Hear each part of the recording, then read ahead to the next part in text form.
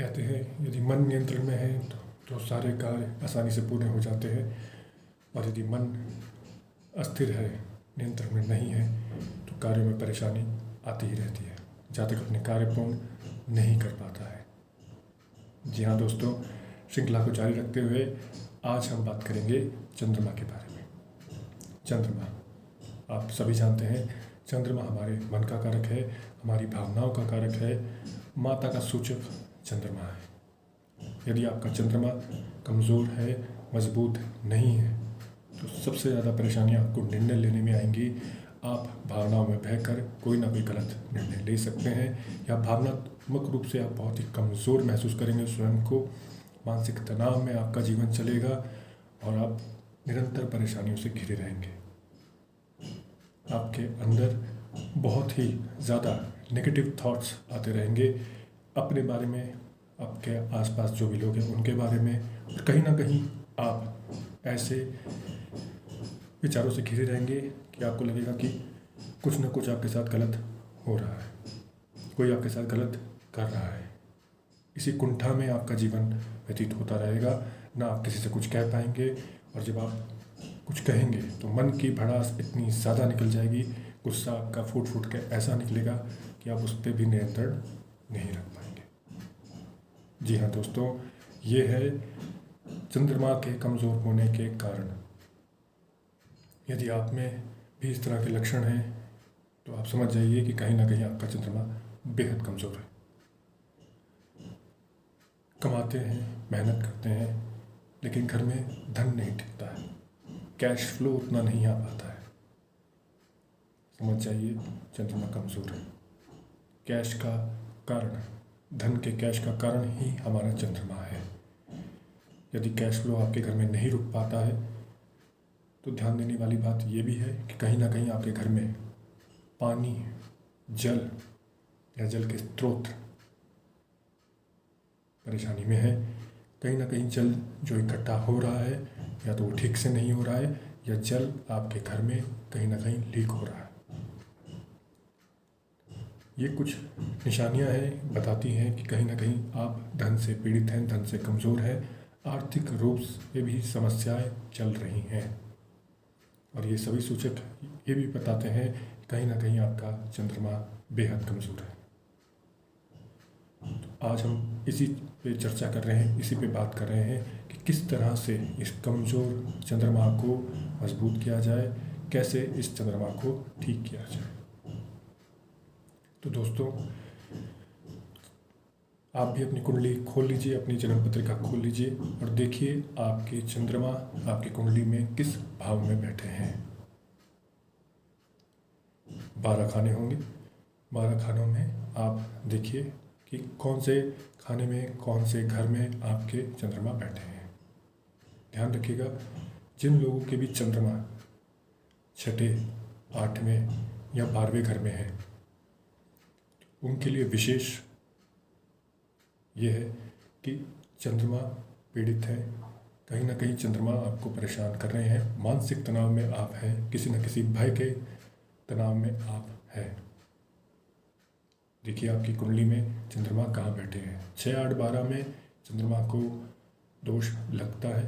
हालांकि 6 का दोष उतना नहीं महत्वपूर्ण माना जाता है, लेकिन फिर भी 6 में चंद्रमा उतना शुभ भी नहीं होता। 8वें में यदि चंद्रमा है तो बहुत सावधान होकर आपको रहना है, खासकर जलाशय से, ऐसे स्थान जहाँ पर जल हो, नदी, समुद्र, ऐसी जगहों से आपको विशेष सावधान रहना है। जल से संबंधित कार्य भी आपको नहीं करने हैं, पानी से संबंधित, द्रव्य से संबंधित आपको कार्य नहीं करने हैं। ऐसे जातकों को विशेष रूप से अपने कैश फ्लो का ध्यान रखना है। सही जगह इन्वेस्टमेंट करनी बहुत ज़रूरी है, लंबे समय तक इन्वेस्टमेंट करनी बहुत ज़रूरी है। शॉर्ट टर्म में मत देखिएगा, शॉर्ट टर्म में मत देखिएगा कि आज मैंने पैसा लगाया और कल मुझे मिल जाए, ये संभव नहीं हो पाएगा, वहाँ आप धोखा खा जाएंगे। ऐसे जातकों को भावनात्मक रूप से बहुत ज़्यादा मजबूत होने की आवश्यकता है। भावनाओं में बह के कोई गलत डिसीजन नहीं लेना है। अक्सर ऐसा देखा गया है कि खासकर विशेषता अगर 8वें भाव में चंद्रमा है तो ऐसा जातक बहुत ज़्यादा पीड़ित रहता है भावनाओं से। भावनाएं उसकी बहुत ज़्यादा पीड़ित हो जाती हैं, कोई ना कोई उसकी भावनाओं को ठेस पहुंचा देता है और वो व्यक्ति बहुत ज़्यादा सोचने लग जाता है, अपने आप को दुख पहुंचाने लग जाता है। बहुत प्रैक्टिकल बनने की आवश्यकता है। यदि आपके चंद्रमा 8वें घर में है, सर्दी जुकाम या ऐसी ठंड प्रदेश, ठंड जगहों से आपको अपने आप को बचाना बहुत ज़रूरी है। बहुत जल्दी आपको इस तरह के परेशानियां घेर सकती हैं। 6ठे 8वें की बात कर रहा हूँ, 6ठे 8वें दोनों की बात कर रहा हूँ कि यहाँ पर ठंड से संबंधित जो रोग है आपको जल्दी पकड़ सकते हैं। यही चंद्रमा अगर 12वें भाव में है तो वहाँ विशेष तौर से जातक को अपनी माता जी की सेहत का ख्याल रखना ज़रूरी है। कहीं ना कहीं माता की तबीयत, माता की सेहत पे भी इसका विपरीत प्रभाव पड़ सकता है। ओवर थिंकिंग की समस्या हो सकती है, बहुत ज़्यादा सोचना लग जाएंगे, बहुत ज़्यादा नेगेटिव सोचने लग जाएंगे, है ना। साइनोसाइटिस, सर दर्द, यहाँ तक कि किसी किसी जातकों को माइग्रेन की समस्या भी देखी गई है। यदि यही सब समस्याएं हैं आपके साथ तो समझ जाइए चंद्रमा बहुत भयंकर रूप से आपका पीड़ित चल रहा है। ठीक है। वहीं ये चंद्रमा अगर यदि शुभ हो, अच्छे भाव में बैठा हो, चतुर्थ भाव में बैठा हो, माता का कारक है चतुर्थ भाव, माता से आपकी बहुत बढ़िया संबंध रहेंगे, धन संपत्ति आपकी बहुत बनेगी, जीवन में सब कुछ आपको मिलेगा, मानसिक रूप से आप अच्छे निर्णय ले पाएंगे।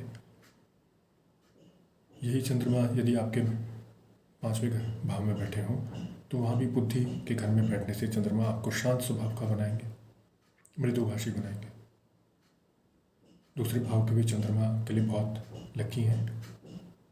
वो चंद्रमा भी कहीं ना कहीं आपके धन में वृद्धि करवाएंगे।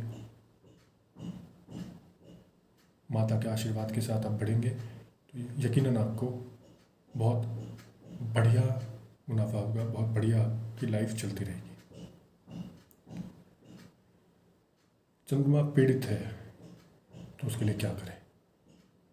समस्या ये है कि चंद्रमा यदि पीड़ित है तो उसके लिए क्या किया जाए। ठीक है। देखिए, सबसे अच्छा और सबसे ज्योतिष का सिर्फ वैदिक उपाय है वो ये है कि भगवान शिव शंकर, भगवान भोलेनाथ की आप आराधना करनी शुरू कर दीजिए। भगवान शिव शंकर के मस्तक पे जो चंद्रमा है वो ये कारक है कि चंद्रमा की जो इष्ट देव हैं वो भोलेनाथ हैं। तो आप भोलेनाथ की जो है आराधना करनी शुरू कर दीजिए। सोमवार के दिन शिवलिंग पे जल चढ़ाना शुरू कर दीजिए। यदि 6, 8, 12 में आपके चंद्रमा है तो एक बात का विशेष ध्यान रखिएगा कि आपको शिवलिंग पे दूध नहीं चढ़ाना है, सिर्फ और सिर्फ जल चढ़ाना है। विशेष अवसरों पे जैसे कि आपका सावन का महीना हो गया, नाग पंचमी हो गई, या फिर आपकी महाशिवरात्रि हो गई या मासिक शिवरात्रि हो गई, उसमें आप जल से मिश्रित दूध शिवलिंग पे चढ़ा सकते हैं।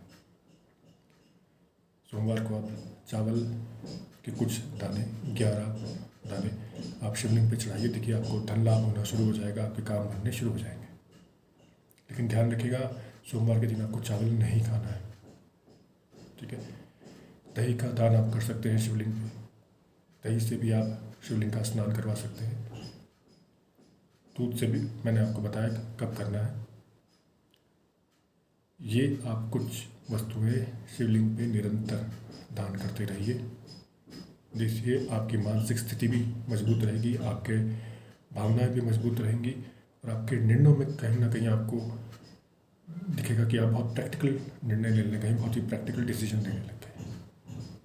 करके देखिए दोस्तों, बहुत ही अचूक उपाय है, बहुत ही सस्ते उपाय है, ये करके देखिए।